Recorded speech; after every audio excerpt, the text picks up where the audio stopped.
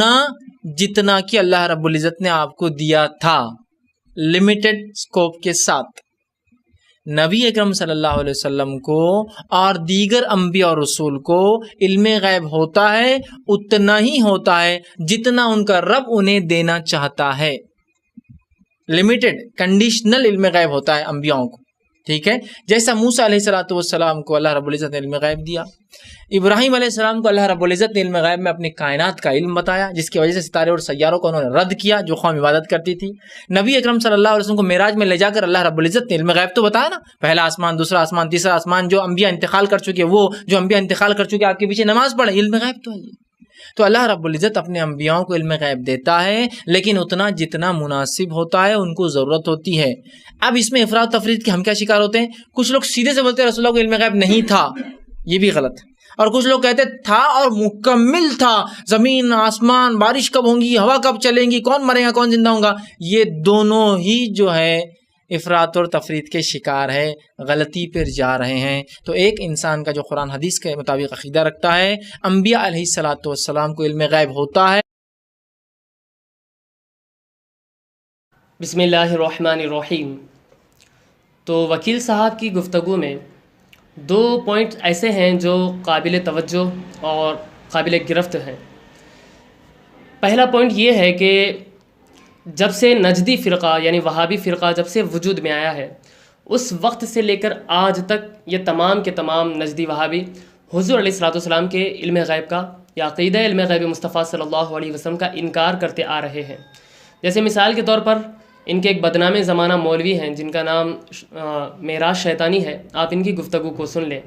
انہوں نے مطلقاً حضور علیہ السلام کے علم غیب کے متعلق کیا عقیدہ وہابیوں کا پیش کیا ہے۔ سوال: آپ صلی اللہ علیہ وسلم علم غیب جانتے تھے یا نہیں جانتے تھے؟ اللہ کے رسول صلی اللہ علیہ وسلم غیب نہیں جانتے تھے، یہ مسلم ہے، قرآن و احادیث سے اس کا ثبوت ملتا ہے۔ جی، تو میں یہی عرض کر رہا تھا کہ وہابیوں کا متفقہ عقیدہ یہی تھا آج تک کہ اللہ کے نبی علیہ السلام کو علم غیب نہیں ہے، اور حتیٰ کہ ان کے بدعقیدگی یہاں تک پھیلی ہوئی تھی کہ عقیدہ علم غیب مصطفیٰ صلی اللہ علیہ وسلم کو یہ لوگ شرک اور بدعت سے تعبیر کیا کرتے تھے۔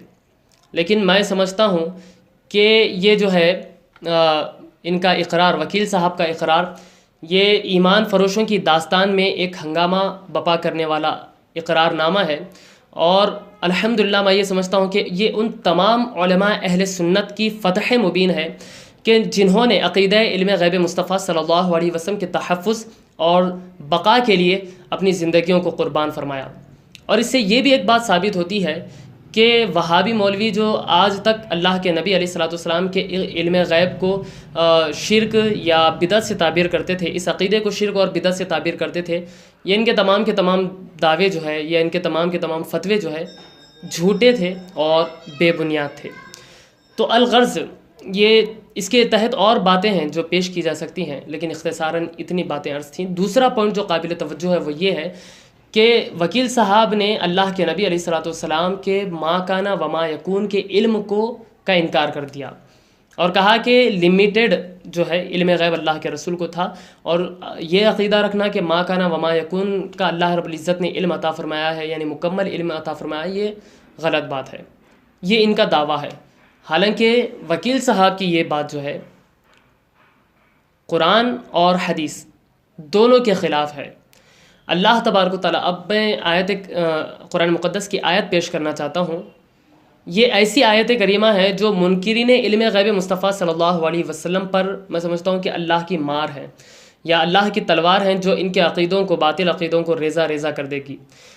اللہ تبارک و تعالیٰ قرآن مقدس سورۃ النساء آیت نمبر 113 میں ارشاد فرماتا ہے کہ وَعَلَّمَكَ مَا لَمْ تَكُنْ تَعْلَمْ وَكَانَ فَضْلُ اللَّهِ عَلَيْكَ عَظِيمًا، کہ اے محبوب ہم نے آپ کو وہ تمام علوم عطا فرما دیے جو آپ نہیں جانتے تھے، اور یہ آپ کے رب کی جانب سے ایک بہت بڑا، آپ کے رب کی جانب سے اللہ کا بہت بڑا فضل ہے۔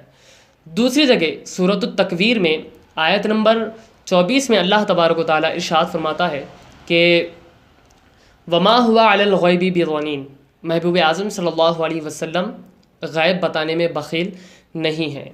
ان دو آیتوں سے ثابت ہوتا ہے کہ اللہ رب العزت نے وسیع علم آپ کو عطا فرمایا ہے۔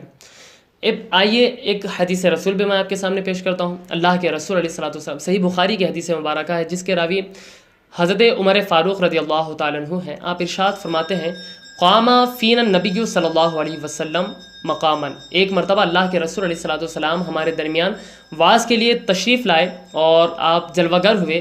آپ حضرت عمر فاروق فرماتے ہیں فأخبرنا عن بدء الخلق، اللہ کے نبی علیہ الصلوۃ والسلام نے ہمیں خبر دینی یعنی ہمیں بتانا شروع فرما دیا۔ کہاں سے؟ عن بدء الخلق، مخلوق کی ابتدا سے، حتیٰ حدیث کے الفاظ ہیں حتیٰ دخل اہل الجنتی منازلہم، یہاں تک کہ اہل جنت جو ہیں وہ اپنی مقام پر، اپنی منزل پر پہنچ گئے یعنی جنت میں پہنچ گئے۔ وحتیٰ اہل النار منازلہم، اور جو ہے اہل جہنم جو ہے جہنم میں پہنچ گئے۔ یعنی اللہ کے نبی علیہ الصلوۃ والسلام نے مخلوقات کی ابتدا سے لے کر کے ان کے جو نتیجہ ہے، انتہا ہے، وہاں تک ہمیں بتا دیا۔ تو یہ ہے صحابہ اکرام کا عقیدہ حضور نبی کریم علیہ الصلوۃ والسلام کے علم غیب کے متعلق۔ یہ بات عرض کرنا چاہتا ہوں کہ صحابی کی اتباع کیجیے، وہابی کی اتباع ہرگز مت کیجیے۔ تو لہٰذا ان تمام چیزوں سے ثابت ہوتا ہے کہ اللہ رب العزت نے اپنے نبی پاک صلی اللہ علیہ وسلم کو بے شمار علم عطا فرمایا ہے، اتنا علم عطا فرمایا ہے کہ نہ وکیل صاحب کی اوقات ہے اور نہ یہ میری اوقات ہے یا کسی انسان کی اوقات ہے کہ حضور علیہ الصلوۃ والسلام کے علم کی لمٹ بیان کرے یا اس کی حد بیان کرے۔ یہ اللہ اور اس کے رسول اعظم صلی اللہ علیہ وسلم بہتر جانتے ہیں۔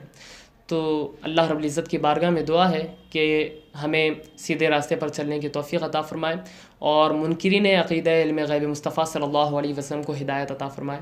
السلام علیکم ورحمۃ اللہ وبرکاتہ۔